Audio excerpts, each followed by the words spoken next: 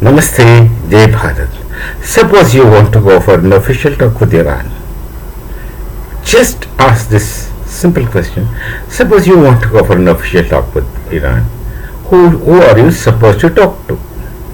The situation is almost similar in Pakistan. Suppose you want to talk to Pakistan, something very official. Who will you talk to? Your answer will be that they are an elected government. You should be talking to the Prime Minister or at least the President, though the President is not very powerful in Pakistan. But at least the Prime Minister is supposed to be very powerful. But is it really the case? Does the Prime Minister of Pakistan have control over this nation as such? No. Today, as the case stands now, there is no point in talking to the Prime Minister of Pakistan. There is point in talking to the Field Marshal, Army man. He has definite amount of control, but then things are not even within his control. There are two estates which are beyond his control. The army really controls the civil administration.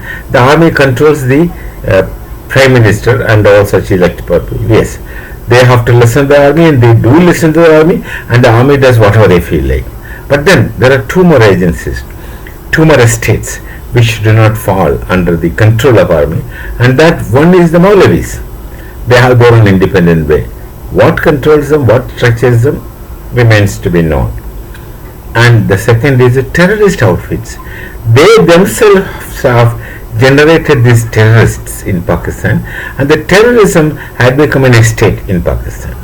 That has become an institution of their structure in their governance.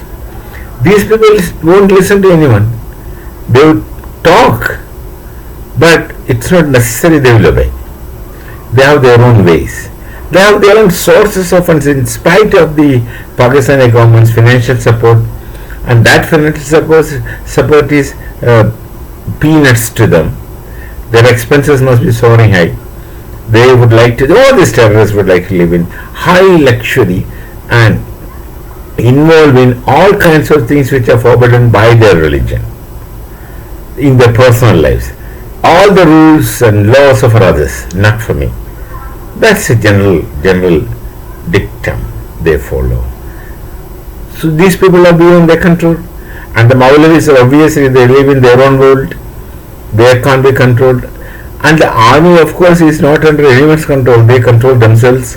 But the most helpless is the democratically elected, so-called democratically elected government. They are the most punctured people in this among these four. So these four estates are four. So if you want to talk to Pakistan, who will you talk to? You do not say one may talk, say something, but others won't. Now, situation in Iran is worse than this. There are only two organizations.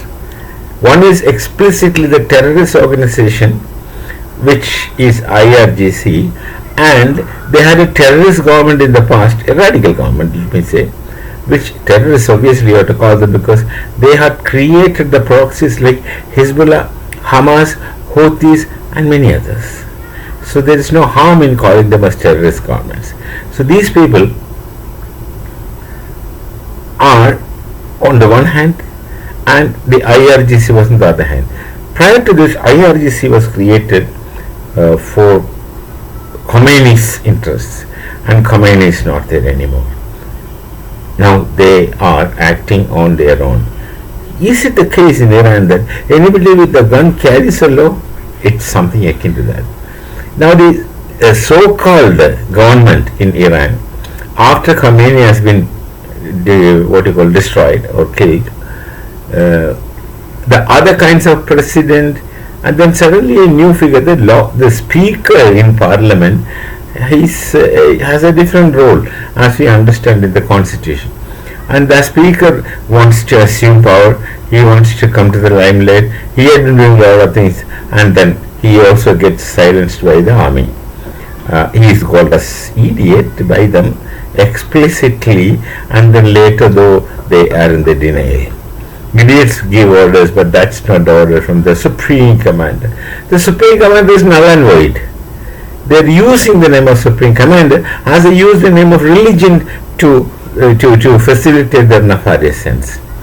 So in Iran, whom will talk to whom? Yeah, Pakistan can say that they can talk to Iran because they're two sides of the same coin.